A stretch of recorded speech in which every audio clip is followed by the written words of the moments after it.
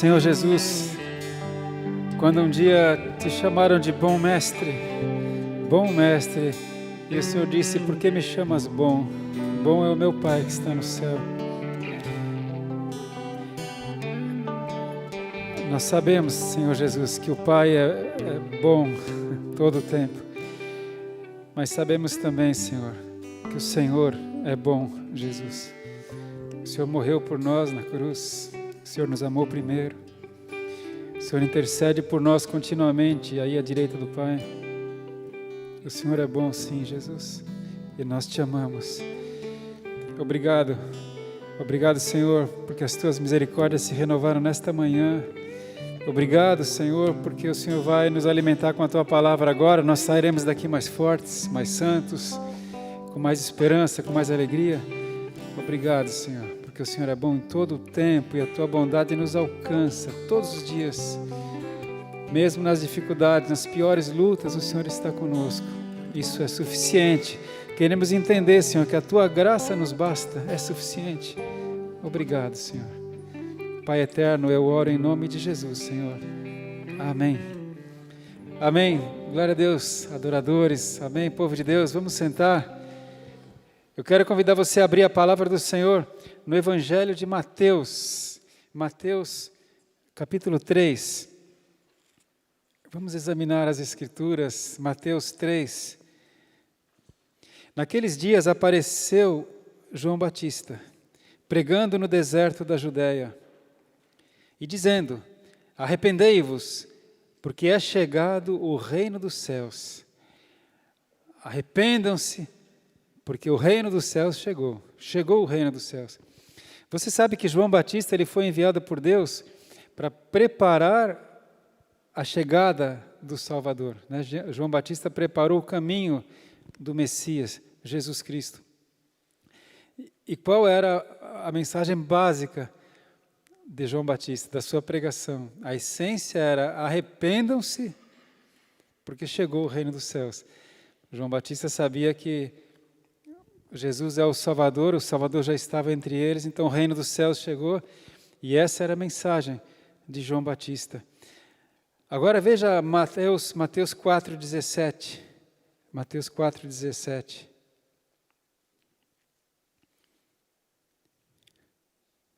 Desde então, começou Jesus a pregar e a dizer, arrependei-vos, porque é chegado o reino dos céus. Aleluia!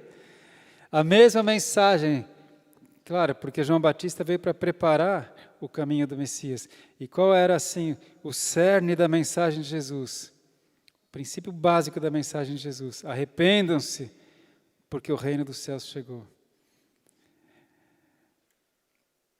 Aqui Jesus deixa claro que havia um outro reino. A humanidade estava sendo governada, dirigida por um outro reino. E agora chega o reino dos céus. Aleluia! Você percebe a seriedade disso? Chegou o reino dos céus. E tanto João Batista como Jesus falam, arrependa-se. Aí já está implícito uma coisa, para você migrar do reino das trevas, que até então imperava, e entrar no reino dos céus é preciso arrependimento. Não se entra simplesmente no reino dos céus, tem que se arrepender. Jesus explica melhor isso. Como é que nós sabemos que havia um outro reino? Veja aqui o verso 16, o verso anterior. O povo que estava assentado em trevas viu uma grande luz, e aos que estavam assentados na região e sombra da morte, a luz raiou. Aqui é citado o profeta Isaías. O profeta Isaías, dirigido pelo Espírito Santo, disse isso. O povo que andava em trevas viu uma grande luz. A humanidade andava em trevas. A humanidade era governada por um outro príncipe, o príncipe deste mundo. E quando vem Jesus, ele fala, o reino dos céus chegou. Aleluia! Chegou a luz. Jesus falou, eu sou a luz do mundo. Quem me segue não andará em trevas. Aleluia! Jesus é a luz. Jesus trouxe o reino dos céus, onde antes havia trevas. E é por isso que quando nós temos Jesus Cristo como Senhor, porque Ele trouxe o reino dos céus, aí nós podemos orar como Ele ensinou. Pai nosso, porque quem tem o Filho tem o Pai, quem não tem o Filho não tem o Pai, Jesus disse. Então, se você tem Jesus Cristo como seu Senhor, como seu Salvador, você tem o Pai. Quem não tem Jesus Cristo tem um Criador. E muitos nem creem no Criador. Mas quem tem o Filho tem o Pai. Então nós podemos orar, Pai nosso que está nos céus, porque o reino dos céus Ele trouxe. Pai nosso que está no céu, santificado seja o teu nome, venha o teu reino. Venha o teu reino. Eu não estou mais, o Alexandre, há 40 anos, não vive mais no reino das trevas. Vive no reino dos céus. E eu posso orar, Pai, venha o teu reino. Venha o teu reino na minha casa. Seja feita a tua vontade. Venha o teu reino na minha família. Venha o teu reino nos meus negócios. Venha o teu reino na igreja que o Senhor me deu ordem de dirigir. Venha o teu reino. Seja feita a tua vontade. Aleluia!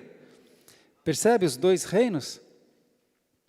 Existe o reino das trevas, que é governado por Satanás. Não fique se enganando, mas existe Satanás, não existe, mas Deus não é bom. Deus é bom. Ele é tão bom que Jesus fala para nós sobre Satanás. Ele não quer que você fique na ignorância. Jesus fala para nós que o príncipe deste mundo é Satanás, que o ladrão, que é Satanás, veio para roubar, matar e destruir. É por isso que a gente vê que as famílias que não têm Jesus Cristo estão debaixo do império das trevas. E muitas vezes, aparentemente, as coisas estão normais, estão bem, mas quando você vai ver, não está bem. Não é? E a gente acaba percebendo isso. Então, ou você vive em submissão a Deus e deixa Deus, o Criador, ser o Senhor e seja feita a tua vontade, aí você vive no reino da luz, ou então você vive debaixo das trevas, governado por Satanás e demônios. Veja Efésios 2:2. Efésios 2:2. Essa palavra é uma palavra para tomada de posição, irmãos, no mundo espiritual. Efésios 2:2. Muito sério isso. Em outro tempo andastes segundo o curso deste mundo, segundo o príncipe das potestades do ar, do espírito que agora opera nos filhos da desobediência, nos quais todos nós outrora andávamos também. Então, quem não tem ainda Jesus Cristo, quem ainda não foi passado do reino das trevas para o reino da luz, está debaixo da direção, das ordens do príncipe das potestades do ar, do espírito que opera nos filhos da desobediência. É as trevas. Mas Jesus chegou e falou, arrependa-se, porque é chegado o reino dos céus. Deixe o reino dos céus entrar na sua família, na sua vida. Deixe o reino dos céus te governar. Todo reino tem um rei. O Senhor do reino dos céus é o Rei dos reis, é Jesus Cristo. Aleluia. E se você está no reino dos céus, seja feita a tua vontade, como Jesus falou. E qual é a vontade dele? Você sabe, irmão, todo reino, todo país tem uma constituição, todos têm. Todo reinado tem uma constituição que deve ser seguida. Quando a constituição não é seguida, é caos. Sabe qual é a constituição do reino dos céus? Aqui, a palavra de Deus. Essa é a constituição que tem que ser feita, tem que ser seguida. Amém? Por isso que Jesus falou, quem me ama, guarda os meus mandamentos e os segue. Aleluia! Então Jesus, Ele veio para nos transportar do império das trevas para o reino da luz. Todos nós estávamos nas trevas. É o que fala aqui em Efésios 2:3, entre os quais todos nós também antes andávamos nesse império das trevas. Andávamos nos desejos da nossa carne, fazendo a vontade da carne e dos pensamentos. E éramos, por natureza, filhos da ira, como os outros também. O que é filhos da ira? A palavra fala que no tempo de Israel, quando um rei assumia e fazia o que era mal aos olhos do Senhor, e eles adoravam outros deuses, e permitiam prostituição, e permitiam todo tipo de coisas fora da constituição do Senhor, a palavra fala que eles provocaram a ira do Senhor. Eles provocavam a ira do Senhor. E quem são os filhos da ira, citados aqui em Efésios? São aqueles que não fazem a vontade do Senhor. E fazem que vontade?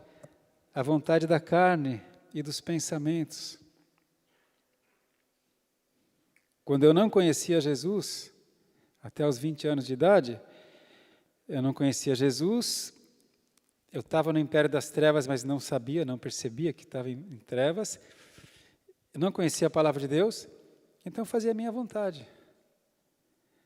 Se eu queria ir num lugar, eu ia, se eu queria ficar com alguém, eu ficava, apesar que eu nunca fiquei com ninguém, né? Eu casei virgem, mas, digamos, eu fazia o que eu queria. Se eu queria me embebedar, eu me embebedava, apesar que eu nunca me embebedei. Mas assim, digamos, né? Eu fazia o que queria, a vontade da carne, a vontade dos pensamentos. A gente era levado pelo príncipe desse mundo. É isso que fala aqui. Mas Deus, olha só, versículo 4. Mas Deus, que é riquíssimo em misericórdia, pelo seu muito amor com que nos amou, estando nós ainda mortos em nossos pecados, Ele nos vivificou juntamente com Cristo, e pela graça sois salvos. Aleluia! Jesus olhou para cada um de nós e Ele nos ama tanto, Ele nos amou tanto, que Ele vai pescando, Ele vai resgatando. Tchum. Esse saiu das trevas e veio para a luz. Agora é esse. Tchum. Amém? E Jesus veio para trazer o reino dos céus, Ele vai pescando, Ele vai tirando cada um das trevas e transportando para o reino da luz. Só que quando a gente chega no reino da luz, no reino dos céus, Jesus ensinou, seja feita a tua vontade, aqui na terra como é feita nos céus. Nos céus, a vontade dele é feita. Aqui na terra é feita a vontade do príncipe deste mundo. Mas quando o reino dos céus entra na minha vida e na minha casa, na minha família, Pai, seja feita a tua vontade aqui, como é no céu. Então não é mais feita a minha vontade, não é mais a vontade da minha carne. Estou com desejo de fazer isso. Posso, Senhor? É bom? É lícito? Convém? Deixa eu ver na Constituição. Tá. Se é bom, então eu faço. E ele fala também até que a gente era levada pela vontade dos nossos pensamentos. A gente até pensava o que queria. Mas agora não. O que fala em Filipenses 4:8? E finalmente, irmãos, tudo que é bom, tudo que é justo, tudo que é amável, tudo que é de boa fama, se há alguma virtude, se há algum louvor, nisto pensai. Pode pensar. Até o pensamento agora tem que ser passado pelo crivo de Deus, porque Ele é o Senhor, seja feita a tua vontade. Aleluia! Parece pesado? Agora eu sou escravo de Deus? Sim. Mas nós éramos escravos do pecado. E levava à morte. Agora nós somos escravos da justiça, que gera vida. Por isso que Deus fala, filhos, meus pensamentos são melhores e mais altos que os seus. Eu bem sei o bem que eu tenho para você. Amém? Vale a pena. Ele fala, os meus mandamentos não são pesados. Não deixa o diabo te enganar. O diabo vai querer te atrair com pequenos prazeres, com pequenos desejos, que vão levar para a morte. A palavra de Deus traz vida.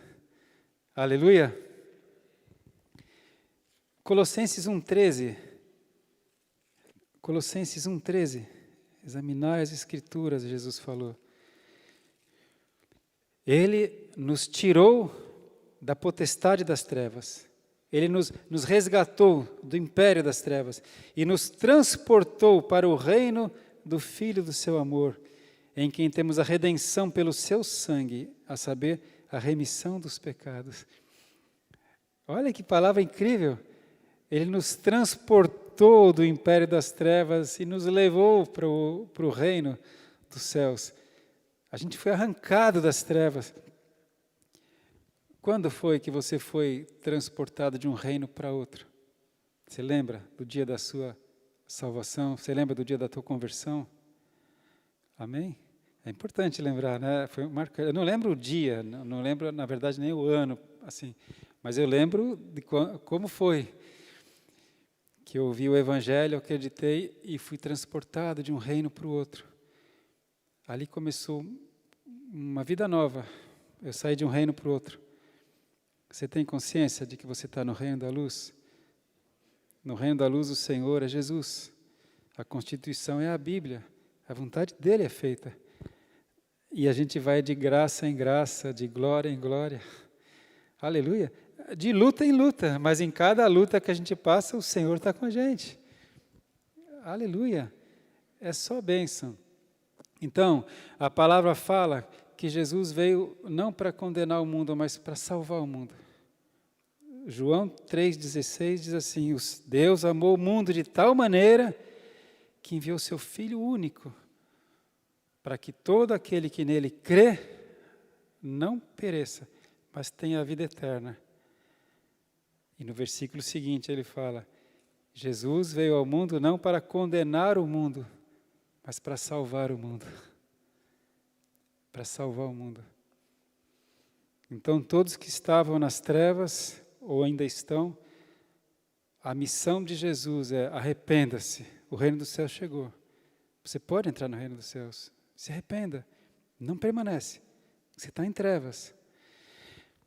Irmãos, e às vezes as trevas não parecem trevas.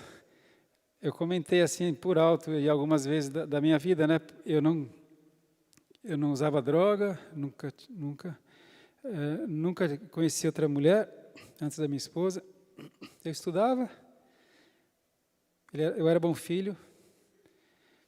Mesmo estando em São Paulo, eu honrava o esforço dos meus pais. Eu ia do apartamento para a faculdade, da faculdade para o apartamento. Isso com 17, 18, 19, 20 anos de idade. Mas eu estava em trevas e não sabia, não percebia que estava em trevas. A única indicação de que eu estava em trevas, mas eu não pensava assim, é que eu tinha um vazio aqui dentro. Eu tinha um certo vazio.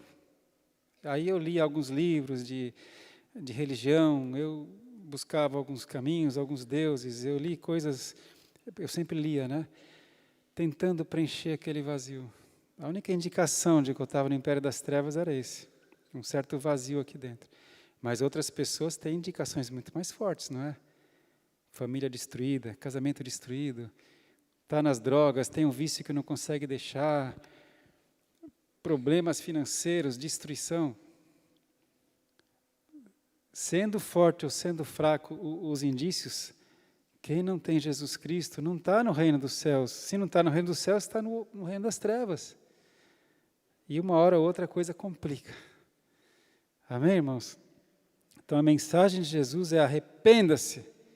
O reino dos céus chegou. Você pode escolher, você pode entrar, você só tem que se arrepender, mudar de vida, entrega a sua vida para Jesus, siga a constituição do reino, e a bênção vai te seguir. A bênção vai te seguir. A bênção tem me seguido há 40 anos. Às vezes não é nada fácil, mas a bênção sempre vence. Aleluia! E agora, eu quero te falar uma coisa. Você que já está no reino dos céus, você que já serve a Jesus Cristo, você que já tem Jesus como teu Senhor, sabia que Ele precisa de você? Eu preciso dele todo dia, claro. Mas como assim Jesus precisa de você? Porque a salvação de todos os outros que ainda estão no império das trevas depende de você. Que coisa. Os anjos não pregam o Evangelho. Seres humanos levam salvação para outros seres humanos. Por isso que Jesus falou: eu vos envio, vão em meu nome, preguem o Evangelho. Jesus precisa de você. Imagina isso. Igreja, a gente precisa acordar. Deus quer que todos se salvem. Na sua misericórdia, Ele quer que todos se salvem. A gente não tem a mínima noção do que é o inferno, irmão. A gente não tem noção do que é o inferno. Até é feito chacota na internet, memes. A gente não sabe o que é o inferno. O inferno é pavoroso, é terrível. Imagina viver sem Deus eternamente.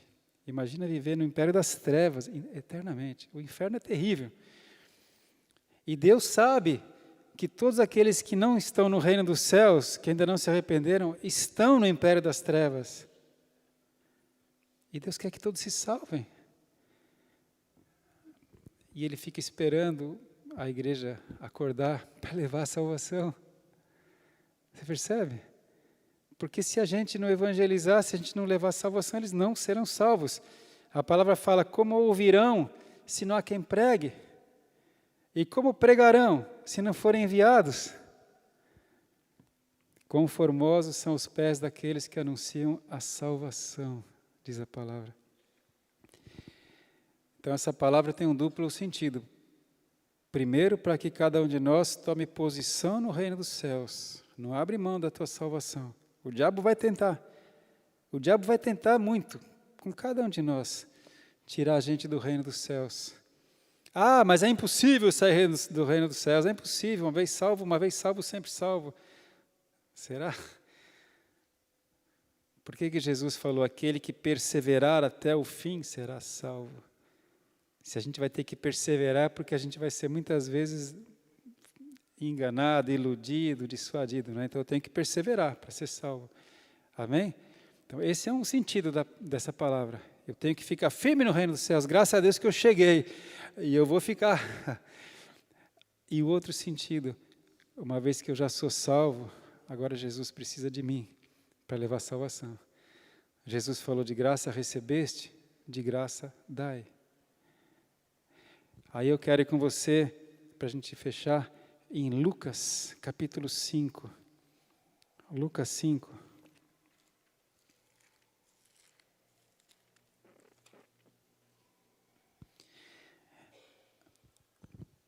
Até este momento do Evangelho de Lucas, Jesus não tinha nenhum discípulo ainda.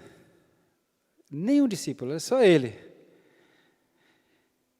Ele já tinha feito alguns sinais, né? Já tinha feito. E diz assim, então, aconteceu que apertando a multidão para ouvir a palavra de Deus, Jesus veio para pregar a palavra de Deus e você tem a palavra de Deus aí na sua mão, e às vezes não está lendo. Apertando a multidão para ouvir a palavra de Deus, estava ele junto ao lago de Genezaré, e viu estar 2 barcos junto à praia do lago. E os pescadores, que eram Pedro, Tiago e João, estavam lavando as redes. Os pescadores, havendo descido dos barcos, estavam lavando as redes.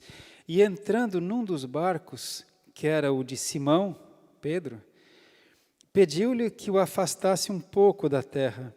E assentando-se, ensinava do barco a multidão. Jesus estava de olho em Pedro. Jesus precisava de discípulos. É interessante falar isso, né? Jesus precisa de alguém, de algo. Ele precisa. Como é que a família de Cornélio se converteu? Quem lembra? O centurião romano, Cornélio. Romano. Ele era um homem bom, temente a Deus. Ele orava, mas ele não conhecia Deus. Então ele orava a Deus. Interessante, Cornélio não orava para os deuses romanos, ele orava a Deus, que ele não conhecia. E a palavra fala, Atos capítulo 10, Cornélio era um homem bom, ele respeitava a Deus, ele ajudava o povo de Deus, ele estava ali como interventor, né? Ele era um invasor em Israel, um romano, mas ele ajudava o povo, ele ajudava as sinagogas.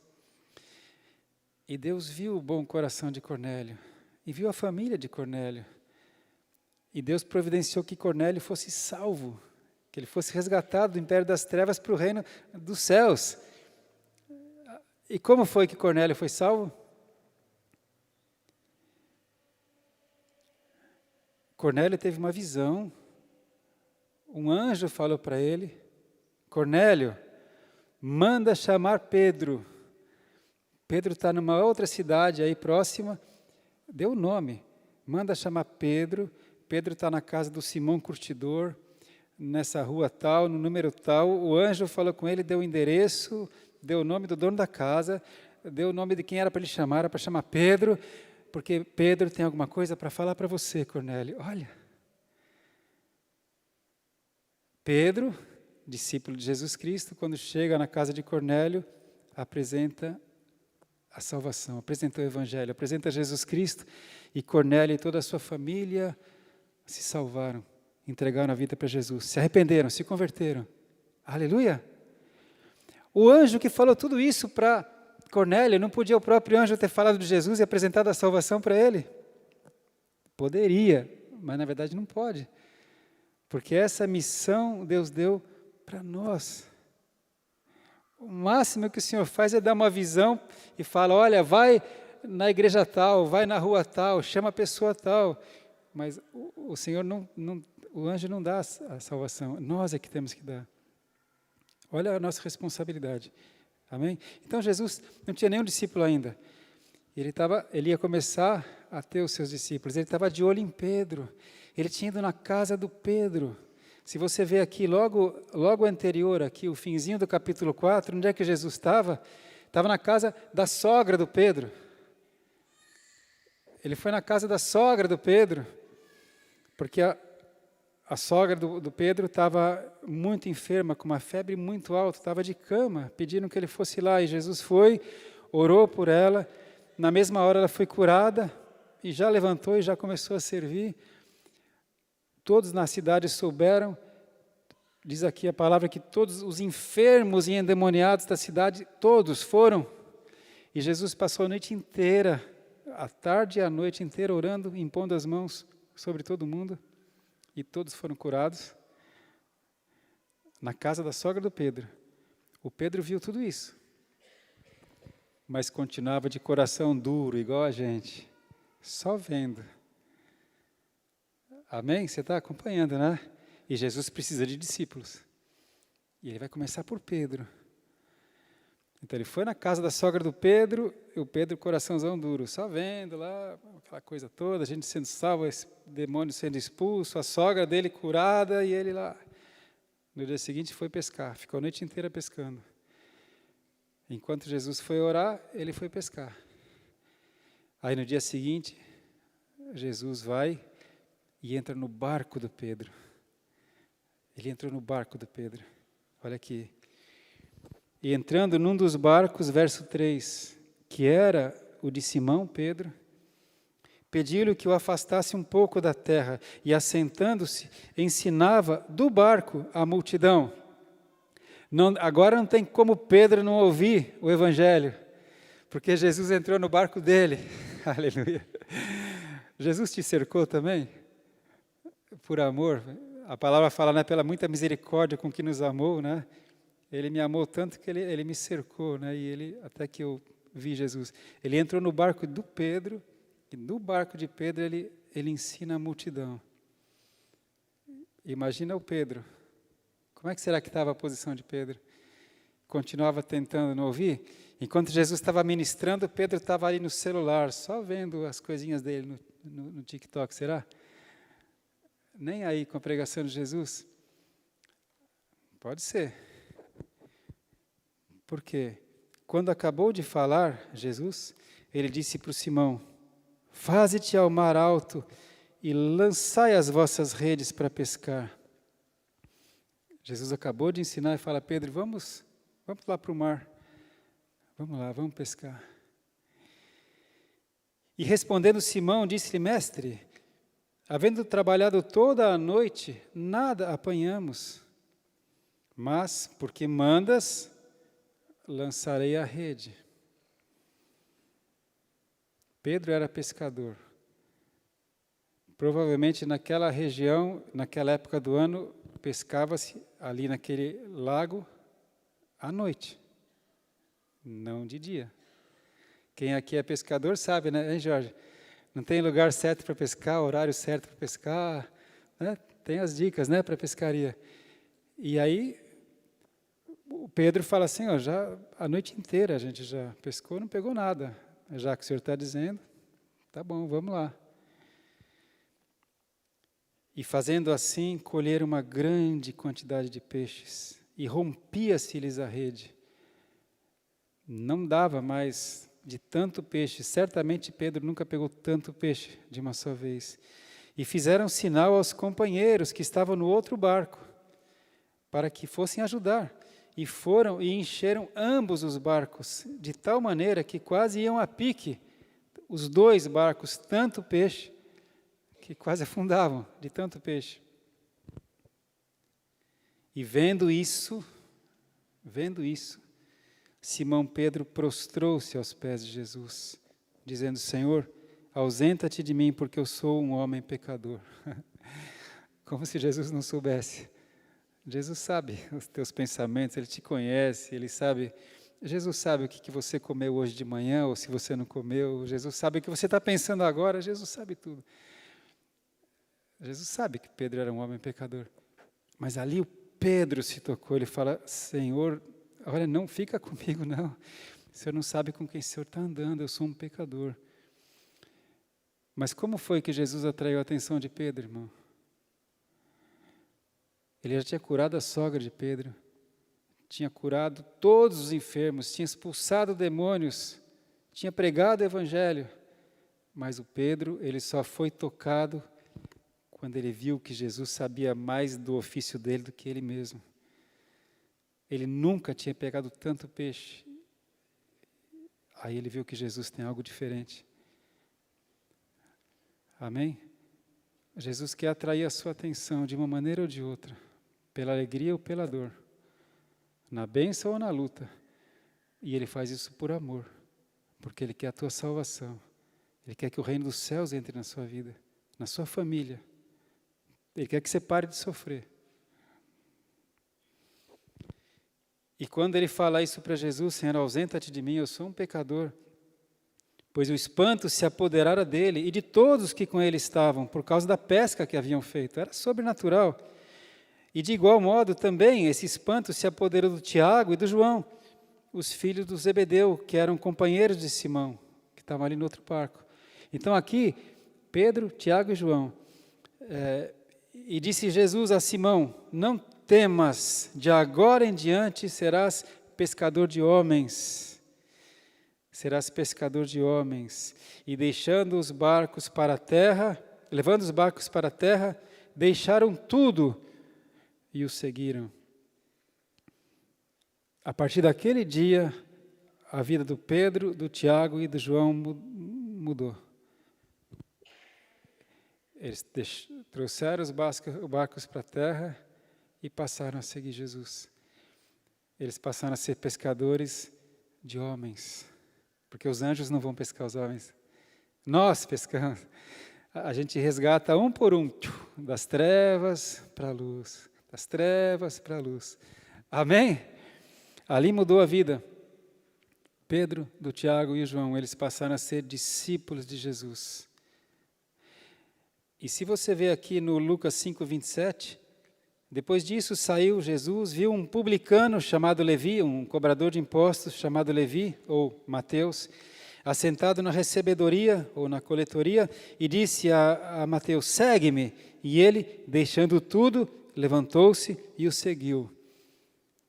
Então agora Jesus tinha Pedro, Tiago e João, agora ele já tem também Mateus. Logo depois veio o André, e logo depois veio o Natanael, o Filipe, e ele foi escolhendo discípulos. Para quê? Para serem pescadores de homens. Aleluia! E agora na nossa geração, somos nós. Somos nós. E por isso que é bênção ser igreja, irmão. Sabe por quê? Às vezes você é tímido, como eu. Você pode pensar, não sei se você pensa que eu não sou tímido, eu sou tímido. Por isso Deus não me fez evangelista. Porque eu não sou, eu sou tímido. Eu sou capaz de ficar com uma pessoa com vontade de falar de Jesus para ela e às vezes sem coragem de falar. Você acredita? A gente uma vez estava no banco, na cidade, e de repente a minha esposa, a gente foi para pedir um empréstimo no banco, e de repente a Kátia fala de Jesus para o gerente. A gente está lá para pedir um empréstimo. Tem gente até que pensa que crente é pobre, burro, mora longe. Não é? E a gente lá conversando com ele sobre o empréstimo, e ela começa, nem lembro qual foi a brecha que ela achou, ela começou a falar de Jesus para ele. E o pastor Alexandre, na época nem era apóstolo, mas também dá na mesma, né? Qual foi a minha posição? Me encolhi, falei, meu Deus, pensei assim, que vai falar de Jesus para ele agora? E quando ela começou a falar de Jesus para ele, não lembro como surgiu esse assunto, ele se interessou. E ele fez mais uma pergunta, e ele mudou de atitude, ele largou a caneta ali e começou a perguntar, e ela começou a falar.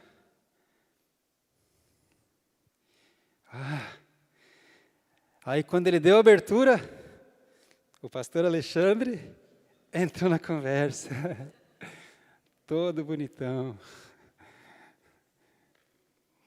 porque ele conhece a Bíblia, todo envergonhado, todo tímido, nada de evangelismo, mas quando ela abriu as portas, aí eu entrei. Mas onde eu quero chegar? A gente acabou convidando ele para ir num estudo bíblico, na época a gente tinha célula, ele aceitou. A gente combinou de, naquela mesma semana, ele deu o endereço dele, o gerente. Eu nem lembro se a gente conseguiu empréstimo ou não, você lembra?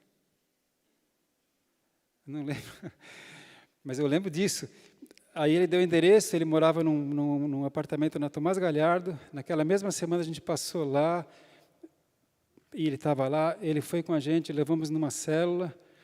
Naquele estudo bíblico familiar, ele aceitou Jesus. Ele aceitou Jesus e na semana seguinte ele foi assassinado. Ele era gerente do Banco Itaú? Não lembro. Na semana seguinte, ele estava num caixa eletrônico em São José dos Campos e foi assassinado. Na semana seguinte. Mas salvo. Salvo. Ele foi salvo. Porque uma filha de Deus, pescadora de homens, pescou. É isso que Jesus espera de cada um de nós. A gente nunca sabe o dia de amanhã, nem o dia de hoje, de ninguém, nem nós. E Jesus quer que todos se salvem. Então Ele está atraindo a nossa atenção. Mas onde eu queria chegar do que é bom ser corpo de Cristo? Porque mesmo que você não tenha um dom, o seu irmão tem. O fato da gente estar junto, um orando pelo outro, cada um servindo no dom que tem. Você vê, nesse mesmo momento tem irmãos nossos, irmãos que estão lá ensinando as nossas crianças. Estão garantindo a salvação das nossas crianças. Ensina a criança o caminho que deve andar e quando for adulto não se desviará dele. Essas pessoas estão fazendo o trabalho deles no reino dos céus. Amém? Alguns que estão nesse momento lá fora, cuidando dos nossos carros, do nosso estacionamento, da nossa segurança. Eles não estão levando Jesus. Eles estão preparando para que a gente possa, e alguém aqui vai levar Jesus. Ou seja, a gente quando é igreja unida, coesa, a gente está trabalhando para o reino dos céus. A gente está trabalhando para a salvação das vidas. Amém? Amém, irmão? Então, não necessariamente você vai ser o que vai falar, pode ser, mas às vezes você, na sua função, você está sendo a bênção, está sendo útil. O importante é a gente ter consciência, eu faço parte do reino dos céus, eu vou buscar o meu Senhor, eu vou ficar firme no reino dos céus, eu não vou ser enganado pelo diabo. E no que eu puder, eu vou ajudar a salvar vidas, porque é isso que Jesus deseja, salvação das vidas. Amém? Jesus quer fortalecer você e quer que você ajude a salvar outros. Jesus veio para saquear o inferno e povoar o reino dos céus. Tem muita gente